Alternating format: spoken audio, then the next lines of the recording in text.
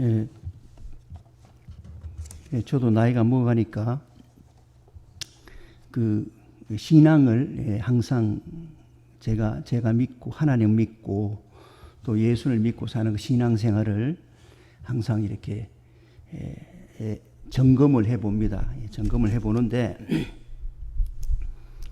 요즘 마음이 참 편안하다 그런 생각을 많이 해요. 마음이 참 편하고 기쁘고 그런 걸 느낍니다. 그 전보다 훨씬 기쁘고 그런 걸 느낍니다. 하나님을 믿고 예수님을 믿는 믿음이 좋아지면 근심과 걱정과 염려 이런 것이 점차 사라지는 것을 느끼게 되고요. 또 한 가지는 옛날에 그 못됐던 성질들이 이제 없어진 것 같아요. 조금씩 없어지고 조금씩 더 이렇게 나쁘게 이제 살라고 하면 도저히 살 수가 없어요. 그렇게 뭐 악하게 살으라고 누가 그런 얘기 하더라고요. 어떻게 좀 거짓말 한번 하라고 고사를 지내도 할 수가 없는 거예요. 그렇게 변화되는 것 같아요. 하나님께서 성령을 통해서 변화시켜 주시는 겁니다. 우리가 믿는 그 사도신경을 한 줄 한 줄 잘 이렇게 믿으면서 내 마음속에 이렇게 깊이 나 자신에게 소화시키고 또 주기도문을 나의 기도로 이렇게 삼고 그리고 주님이 말씀하신 대로 내가 내 중심으로 살지 않고 하나님을 기쁘시게 하나님 중심으로 살고 사랑하면서 나보다 하나님을 더 사랑하고 생명을 다 바쳐 사랑하고 이웃을 사랑하는 마음으로 살아가게 점차적으로 그렇게 살아가게 가는 것을 느낍니다. 그러니까 우리가 신앙생활을 잘하면 일반적으로 다 그런 것들 차츰 사람이 새로 태어난 것 같이 변화가 되는 거예요. 새로 태어난 거예요. 옛날 사람이 아니고 예수님에 의해서 새로 태어난 사람이 되고요. 또 성화된다 그러더라고요. 차츰 변화돼 거룩하게 변화가 되어 가는 거예요. 마음도 편안해지고 그렇게 되어 가는 것입니다. 점점 예수님을 닮아가는 거죠. 그렇게 신앙생활 하는 것이 정상이라고 저도 생각합니다. 사람들이 인생에 객관적으로 고통이 있다고 말할 때는 이제 늙어가는 고통, 생로병사, 늙고 병드는 고통 그런 게 있죠. 그리고 죽음이 다가오는 거예요. 생로병사가 고통이 있죠. 이런 생로병사의 고통의 원인이 어디 있느냐고 성경에서 가르치는 것은 우리가 영원한 하나님이신 하나님을 떠났기 때문이다. 그 고통이 느껴진다면 그 하나님을 떠났기 때문이다. 하나님을 떠나 살기 때문에 오늘날 늙고 병들고 죽음이 있다. 일단은 그러나 다시 하나님의 사랑과 예수 그리스도를 믿게 되면 그럼에도 불구하고 우리는 소망을 가지게 되고요. 우리가 죄에서 용서받고 하나님 나라에 들어갈 소망을 가지고 오늘을 우리가 하나님의 선하심을 본받아가며 살다 보면 마음이 편안해지는 것입니다. 평안 가운데 사는 것이요. 그래서 우리가 찬송가 부르면 그 어디나 내 주 예수 계신 곳이 그 어디나 하늘나라. 천국이 미래에서 시작이 되는 게 아니라 오늘 우리가 믿는 사람들의 마음속에서 시작이 되는 것입니다. 예수 믿는 사람은요, 영원한 생명이 나중에 주어지는 게 아니라 예수 믿는 순간 주어지는 것입니다. 사망에서 생명으로 옮겼느니라 이런 말씀이 있잖아요. 믿으면 사망에서 생명으로 옮겼느니라 그랬습니다. 오늘 우리가 살고 있는 오늘 현실 속에서 구원을 맛보고 기쁨과 평안을 누리며 그렇게 살아가는 것이에요. 그리고 주님의 가르치심대로 순종하며 살아가는 것이죠. 예수님께서도 우리에게 그런 하나님을 믿고 살아가는 삶의 모범을 보여주셨어요. 예수님이 이제 그 제자를 12명을 선택하려고 할 때 자기가 누가 마음에 드니까 어떤 사람 괜찮겠다 이렇게 결정하신 게 아니고 산에 올라가서 기도하시고 하나님과 교통하면서 결정을 내린 거예요. 딱 마음에 가지고 와서 그래서 세상에 내려와가지고 산에서 내려와가지고 제자들과 내려와가지고 많은 자기를 따르는 많은 제자들이 많았어요. 제자들 중에서 12명을 세웁니다. 그 12명을 세웠는데 그 12명을 세운 것이 하나님의 지혜죠. 하나님의 나의 지혜보다 하나님의 지혜가 더 훨씬 유능하다, 확실하다 하는 것을 알게 되고 하나님의 목적에 맞추어서 또 세워야 되는 거죠.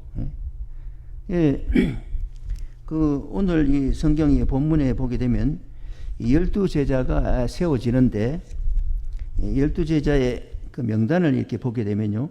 제가 가만히 살펴봤어요. 여러분 주보 겉면에 보게 되면 이름이 나옵니다. 하나님의 선택해가지고 하나님이 선택했는데 12명이 나오는데 그 제자들을 면면을 보게 되면요. 제자들을 부르사 그 중에 12를 택하여 사도라 칭하셨으니 그 베드로라고 이름을 주신 시몬, 이 시몬이라는 사람이요. 시몬이 참 아주 그 성격이 독특합니다. 아주 적극적이고 열성적이고 그런 면이 있어요. 그럼 베드로, 시몬도 있고 그의 동생도 안드레 있어요. 안드레 있고 또 야고보와 요한 그랬는데 다른 성경에 보게 되면 다른 곳에 보게 되면 야고보와 요한이 어떤 성격이냐 우레의 별명이 우레의 아들 천둥의 아들이란 말이에요. 이 말은 다시 말해서 그 성격이 벼락 같은 그런 성격을 가진 사람이에요. 이런 사람을 선택했어요. 이렇게 가만히 보니까 또 빌립과 바돌로메와 마테와 했는데 마테는 죄인의 대명사 아닙니까? 세금쟁이니까 그 당시에서 가장 비난받고 멸시받던 사람이 세금 징수하는 사람인데 로마의 앞제비가 돼가지고 세금을 징수하니까 이 마태가 세금 징수하는 죄인이었어요. 그리고 도마를 보게 되면요. 도마는 우리 요한복음에 보게 되면 얼마나 의심이 많은 사람인지 몰라요. 굉장히 의심이 많아요. 예수님이 죽으셨다가 다시 살아나셨어요. 나타나셨어요. 본인은 앞에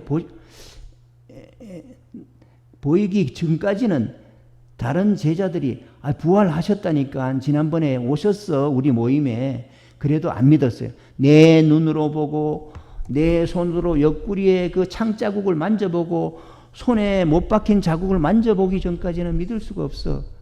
그럴 만큼 그렇게 의심이 많은 사람이었어요. 나중에 도마가 예수님이 나타나서 도마야 내 옆구리를 찔러보고 내 손을 만져보고 믿지 않는 자가 되지 말고 믿는 사람이 되라 그렇게 말을 했을 때 나의 주 나의 하나님하고 고백하잖아요. 그런 사람도 있어요. 도마 같은 의심이 많은 제자도 있어요. 그리고 야고보와 셀롯이라는 시몬, 이 셀롯이라는 건 셀롯 당이라는 말인데 일종의 정치 운동이에요. 혁명 운동이에요. 로마의 앞제비로 식민지로 사니까 우리나라가 독립해야 된다 그래가지고 은밀한 당을 만들었어요. 셀롯 당이라고. 열심당을 만들어서 정치적으로 싸워서 로마를 물리치려고 하는 그런 사람이었어요. 그런 성격을 가진 사람이 시몬이라는 사람이 있고요. 그리고 야고보의 아들 유다와 마지막에 예수를 파는 자 된 가룟 유다. 나중에 예수님을 배반하잖아요. 배반하는데 가장 앞장서는 사람이죠. 예수님을 여러분 예수님이 고통 가운데서요. 자기와 가장 가까이 지내고 먹고 자고 따르는 제자가 결정적인 순간에 자기를 팔아버린다 그러면 그 배신감은 이루 말할 수가 없을 것입니다. 어떻게 나한테 그럴 수가 있겠나 그런 말 할 수 있잖아요. 물론 제자들도 몇몇에 보게 되면 많이 배운 사람도 없고 유명한 사람도 없고 그래요. 이렇게 세웠어요. 사람이 하나님께서 그렇게 결정을 하라고 하셨겠죠.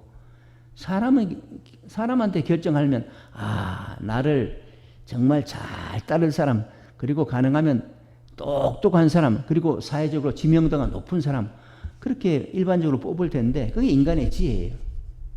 그런데 하나님의 지혜는 우리 인간의 미련한 것보다 더 훌륭하신 거예요. 이렇게 하나님을 의지하고 기도하는 중에 선택해서 12제자를 세우게 됩니다.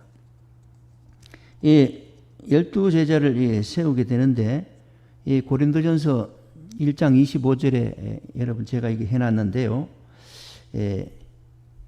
같이 한번 읽어 보겠습니다. 하나님의 어리석음이, 같이 읽어보겠습니다. 사람보다 지혜롭고 하나님의 약하심이 사람보다 강하니라. 형제들아 너희의 부르심을 보라. 육체를 따라 지혜로운 자가 많지 아니하며 능한 자가 많지 아니하며 문벌 좋은 자가 많지 아니하도다. 그러나 하나님께서 세상의 미련한 것들을 택하사 지혜 있는 자들을 부끄럽게 하려고 세상의 약한 것들을 택하사 강한 것들을 부끄럽게 하려 하시며 하나님께서 세상의 천한 것들과 멸시받는 것들과 없는 것들을 택하사 있는 것들을 폐하려 하시나니 이는 아무 육체도 하나님 앞에서 자랑하지 못하게 하려 하심이라. 하나님이 구원받는 사람을 정했는데 그 세상의 기준으로 보면 똑똑한 사람을 택한 것도 아니고 미련한 걸 택했어요. 오히려 그래서 지혜로운 사람을 부끄럽게 하려고 하고 약한 사람을 선택하고 천한 사람을 선택하고 멸시받는 사람을 선택해서 하나님께서 그 사람을 훌륭하게 세워서 그 세상에서 잘 나간다는 사람들을 부끄럽게 하려고 그렇게 아무도 자기 자신의 가진 재능과 배경과 이런 것들을 자랑하지 못하게 하려고 그렇게 선택했다. 그렇게 말씀합니다. 그러니까 다시 말해서 우리가 구원받는 것은 하나님의 은혜로 받는 거예요. 내가 믿음이 좋아서, 내가 인간성이 좋아서, 내가 아주 똑똑해서 그렇게 믿는 게 아니란 말이에요. 하나님의 은혜로 믿는 거예요. 하나님께서 상상 밖으로 어린 아이와 같은 사람, 약한 사람, 천한 사람, 부족한 사람을 선택해서 구원해요. 하나님의 자녀로 불러들이시고 그 사랑과 은혜를 많이 줘서 키우셔가지고 키우셔서 하나님의 일꾼으로 삼으셨어요. 하나님의 구원의 일꾼, 구원의 역사의 일꾼으로 삼으시는 거예요. 이게 하나님의 선택이고요. 하나님의 지혜인 것입니다. 우리가 전도할 때도 복음을 전도할 때 하나님이 어떻게 하면, 저도 많이 고민을 했어요. 어떻게 하면 사람들을 잘 믿게 해볼까? 어떻게 하면 믿음으로 잘 설득해 볼까? 고민을 했어요. 근데 오늘 이제 그 성경 고린도전서 1장에 보게 되면 하나님께서 그런 인간적인 방법과 심리적인 방법 여러 가지 잘해주고 서비스 잘해주고 해서 그렇게 교회로 데려오고 구원받게 하는 게 아니에요. 하나님께서 구하는 방법은 그렇게 하지 않아요. 전도의 미련한 방법으로, 전도라는 미련한 방법으로 구원하기를 하나님이 기뻐하셨다. 그런 말씀을 하셨어요. 그 말을 들으니까 내가 새롭게 느꼈어요. 여러분 위에 하나님의 지혜라는 제목으로 고린도전서 1장 21절부터 24절까지 같이 읽어보겠습니다. 하나님의 지혜에 있어서는 이 세상이 자기 지혜로 하나님을 알지 못하므로 하나님께서 전도에 미련한 것으로 믿는 자들을 구원하시기를 기뻐하셨도다. 그냥 전도하는 거예요. 전도. 어떻게 전도해가지고 되나? 듣나 누가 말이야. 전도지 돌리면 누가 보나? 이렇게 설교 영상을 이거 띄우면 누가 듣기나 하나? 시청하나? 그래도 전도에 미련한 방법으로, 인간 보기에는 미련한 방법이죠. 뭐 그거 가지고 되겠나 하는 그런 방법으로 미련한 방법으로 믿는 자들을 구원하기를 기뻐하셨다. 이게 하나님의 방법이에요. 그래, 유대인은 표적을 구하고 헬라인은 지혜를 찾으나 유대 사람들은 특별하게 표적, 하늘로부터 내려온 표적을 많이 구했어요. 예수님한테도 와서 당신이 하나님의 아들이라면, 당신이 구세주라면 하늘로부터 어떤 표적을 좀 보여주소. 사실은 예수님이 표적을 많이 보여주셨죠. 수많은 병자와 환자를 고쳐주셨어요. 즉각. 귀신을 쫓아내셨어요. 즉각. 이게 아무나 하는 겁니까? 하나님이 아니고서는 이런 일을 누가 할 수 있겠어요? 하나님의 구세주가 아니고서는. 예수님의 제자들 가운데서 니고데모라는 유명한 유대의 공의의 의원, 요즘 말하면 국회의원급이 돼요. 근데 국회의원보다 아마 더 권력이 있을 거예요. 그 중에 니고데모라는 사람이 한밤중에 예수님을 찾아왔어요. 이게 국회의원쯤 되니까 저 나사렛이란 촌동네에 있는 예수를 찾아와가지고 가르침을 청한다는 게 창피하잖아요. 그러니까 대낮에는 못 오고 한밤중에 찾아왔어요. 한밤중에 찾아와서 그 사람이 하는 얘기가, 나는 당신이 하나님이 보내신 구세주라는 것을 인정합니다. 그렇게 말을 해요. 그러면서 그 근거를 어디에 대는 걸, 하나님이 함께 하시지 않고서는 당신과 같은 기적을 행할 수가 없습니다. 그러므로 이렇게 하면서 고백을 했어요. 나름대로 아주 고심을 해서 찾아와 가지고 고백을 했어요. 고백했을 때 예수님이 한마디 더 하죠. 사람이 거듭나지 않고서는 하나님 나라를 볼 수도 없고, 거듭나지 않고 하나님 나라에 들어갈 수도 없다. 새로 태어나야 된다. 그런 정도 가지고 안 된다. 한마디 더 해주셨죠. 어쨌든 유대인들은 표적을 구하고요, 표적을 보면서 하나님의 역사를 분별했어요. 근데 유대 사람을 제외하고 그 주변 나라에 있는 로마나 헬라 문화권에 있는 사람들은 지혜를 아주 논리적으로 아주 근거 있는 아주 청명한 지혜를 구했어요. 그래서 유대인들은 표적을 구하고 헬라인들은 지혜를 구했으나, 한마디로 말해서 훌륭한 철학자를 존경하고요, 논리적으로 잘 설명하면 그것을 대단한 사람, 훌륭한 사람으로 인정하는 거예요. 지금 사실 우리 중국의 공자나 여러 가지 공자도 그 양반이 다른 게 기적을 나타낸 게 아니에요. 그 사람의 그 마음과 큰 마음과 지혜를 봐서 참으로 숭배하고 따르는 거죠. 석가도 마찬가지고요. 헬라인 찾으나 우리 믿는 사람은 누구를 전해야 되느냐? 표적 그거 아니야. 우리는 십자가에, 같이 읽어보겠습니다. 그 줄 건 거요. 우리는 십자가에 못 박힌 그리스도를 전하니. 예수님이 사도 바울이 있을 때는 이미 예수님이 십자가에 못 박혔어요. 그리고 부활하셨거든요. 그래서 우리는 사람들은 기적도 찾고 시혜도 찾으나 우리는 십자가에 못 박혔어. 세상에서 보면 다 실패한 것 같아. 그러나 그 십자가에 못 박힌 그리스도, 예수 그리스도, 이 예수 그리스도를 전한다. 이 예수가 하나님의 아들이요 세상에 오신 구세주이시다. 인류의 구원을 위해 오신 구세주이시다. 이거 전한다는 거예요. 이거. 예수님을 전한다는 거예요. 이렇게 전도에 미련한 것으로 많은 사람을 구했다. 그래서 이러한 전도 방식이 유대인들에게는 거리끼는 것이고 이방 사람들에게는 미련한 것처럼 보인다. 미련한 것이로되 오직 부르심을 받은 자들에게는 하나님의 부르심, 사랑의 부르심, 예수 그리스도를 통해서 부르신 그 부르심을 믿는 자, 예수님을 영접한 사람, 이런 사람을 말하는 거예요. 부르심을 받은 자들에게는 유대인이나 영접한 사람, 유대 사람이나 헬라 사람이나 그리스도는 하나님의 능력이고 하나님의 지혜다. 야, 예수님은 하나님의 구원의 능력이고 하나님의 지혜다. 사람의 지혜와 하나님의 능력이 아니다. 이렇게 말씀합니다. 우리 예수를 믿는 것이 그게 신앙의 아주 핵심인 거예요.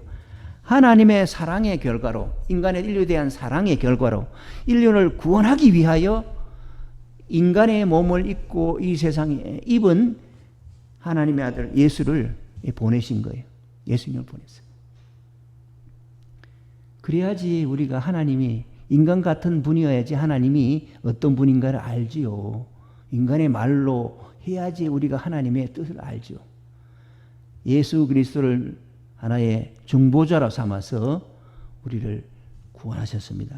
그래서 이 십자가에 달리신 예수님을 믿는 자는, 영접하는 사람은 구원을 받는 거예요. 죄 사함을 받고 하나님의 아들이 나의 주인이 되고 나의 하나님이 되기 때문에 항상 그분과 협의를 하고 그분의 말씀을 듣고, 이게 기도하는 거잖아요. 기도하면서 하나님 말씀을 듣고 예수님의 말씀이 어떤 말씀인가를 보고 듣고 그 말씀대로 순종하고 사는 것이 지혜인 거예요. 그게 지혜고 구원의 길이 되는 것입니다. 그래서 이렇게 이게 바로 하나님의 지혜다, 이렇게 말씀합니다. 여러분 저기 주보 안쪽에 제가 좀 순서를 바꿨습니다만은 주보 안쪽에 보게 되면요, 예수님이 가르친 내용이 잘 아는 게 간단한 거예요. 인간 존재는 우연이 아니라 하나님이 창조하신 것이다. 이걸 전제로 하고 있습니다. 그리고 사람에게 늙고 병들고 죽음이 온 것은, 그 원인은 하나님이 계시다는 것과 또 하나님 우리를 사랑하신다는 것에 대한 불신 때문에 그래서 하나님을 떠난 거예요. 그래서 오늘날 인간에게 죽음이 온 것이고 고통이 온 것입니다. 그래서 예수님이 오셔서 하신 말씀은 회개하라, 천국이 가까이 왔느니라, 이렇게 말씀하시는 거예요. 회개를 촉구합니다. 왜? 회개하면 하나님이 용서하신다, 받아주신다. 그러니까 회개하라는 거예요. 그래서 구원받는 것은요, 우리가 하나님께 가느냐 않느냐, 회개하느냐 하지 않느냐, 여기에서 구원이 결정이 되는 거예요. 하나님이 보낸 예수를 믿느냐 믿지 않느냐에 따라서 구원이 결정이 되는 것입니다. 그리고 이렇게 해서 구주 예수님을 마음속에 주님으로 영접하고 믿는 사람은 믿음이 점점 시작이 되었다가 자라는 거예요. 자라다 보면 우리의 성품이 조금씩 변화가 되는 거예요. 나중에는요, 죄 짓는 게 점차적으로 불가능해집니다. 그런 성품으로 바뀌어지는 거예요. 성령의 역사를 따라가 예수를 믿고 주님의 말씀을 이렇게 읽고 그리고 아멘으로 받아들이고 그리고 기도하면서 성령의 역사를 도움을 따라 살다 보면 죄 짓는 게 점점 불가능해져요. 그래서 그렇게 해서 우리가 하나님께 영광을 돌리는 사람으로 변화되어 가는 것입니다. 예수님이 이런 말씀을 하셨어요. 그 마태복음 12장 33절을 실어놨습니다. 나무도 좋고 열매도 좋다 하든지, 나무가 좋으면 열매도 좋죠. 당연히 따라가는 거예요. 믿음이 좋으면 생활도 좋아지는 거예요. 당연히. 나무도 좋지 않고 열매도 좋지 않다 하든지 하라. 믿음이 좋지 않으면 생활도 안 좋은 거죠. 평안이 어디 있습니까? 믿음이 좋으면 평안도 있고 성품도 좋아지고 선한 삶을 살게 되고요. 믿음이 없으면 열매가 안 좋은 거예요. 그걸 비유로 말씀하시는 거예요. 그 열매로 나무를 아느니라, 이렇게 말씀을 하셨어요. 그래서 이렇게 점점 우리의 성품도 변화가 되고 우리의 마음도 평안을 누리면서 살다가 우리 죽음을 맞이하게 되면 한번 죽는 것은 당연한 것이죠. 그러나 심판을 받게 됩니다. 심판을 받게 되면 오늘날 우리 이 세상에서 살던 그 믿음 그대로, 그 성품 그대로 하나님 앞에 서게 될 거 아닙니까? 예수님 앞에 서게 되잖아요. 그러면 하나님 심판 앞에 서게 되면 하나님께서 우리 믿는 자에게 심판의 말씀을 하시는데, 구원의 말씀, 영생의 말씀을 하시는 거예요. 원래 이게 마태복음 25장에 보게 되면 예수님이 재림하여 와서 심판할 때 그런 얘기를 합니다. 사람들을 모아놓고 사람을 갈라놔요. 탁 미리 갈라놓습니다. 갈라놓고 난 다음에 오른쪽과 왼쪽에 갈라놓고 난 다음에 왼쪽에 있는 사람들에게는 이렇게 말해요. 내가 줄였을 때 너희는 먹을 것을 주지 않았고, 내가 목말랐을 때 마실 걸 주지 않았고, 내가 헐벗을 때 입혀주지 않았고, 내가 감옥에 갇혔을 때 찾아와 주지 않았고, 그랬다. 그렇게 얘기합니다. 그러니까 그 사람들이 언제 주님이 감옥에 갇혔고 줄이고 목마르고 헐벗고 그랬습니까? 그렇게 얘기하는 거예요. 여러분 잘 아는 얘기죠. 지극히 작은 자 하나에게 한 것이 곧 내게 한 것이다. 그렇게 얘기하는 거예요. 그리고 오른쪽에는 내가 줄였을 때 먹을 것을 주었고, 목마랐을 때 마실 것을 주었고, 헐벗을 때 입을 걸 주었고, 갇혔을 때 찾아와 주었다. 그렇게 얘기합니다. 주님, 저는, 그 오른쪽에 있는 사람들은, 주님, 저는 그런 적이 없는데요. 언제 그런 일이 있었습니까? 지극히 작은 자 하나에게 한 것이 곧 내게 한 것이다. 사랑하는 거예요. 사랑한 것입니다. 하나님을 사랑하고 예수님을 사랑하기 때문에 예수님 말씀대로 사랑한 것이에요. 그래서 그렇게 말씀하시면서 마지막에 그런 말씀을 하십니다. 주보 45절, 46절만 올려놨는데 같이 한번 읽어보겠습니다. 그렇게 물어보니 언제 그랬습니까? 물어보니 이에 임금이 대답하여 이르시되 내가 진실로 너희에게 이르노니 이 지극히 작은 자 하나에게 하지 아니한 것이 곧 내게 하지 아니한 것이니라 하시니 그들은 영벌에, 하지 아니한 사람은 영벌에, 그렇게 행한 사람은 그 의인들은 영생에 들어가리라. 이렇게 굳어지는 거예요. 굳어져. 죽음 이후에는 굳어진다는 말을 하는 거예요. 굳어진다. 영벌에 들어간다. 한평생 어떻게 믿고 살아왔느냐 하는 것이 우리가 부활하신 후에 하나님의 심판대 앞에 들어가게 되면 심판하시는데, 판결을 내리시는데, 이들은 한쪽은 영벌에, 한쪽은 영생에, 이렇게 갈라진다 이거예요. 영벌이란 것은 영원히 자기의 삶에 대한 후회와 가책과 부끄러움의 고통을 누리면서 사는 것을 말하는 거예요.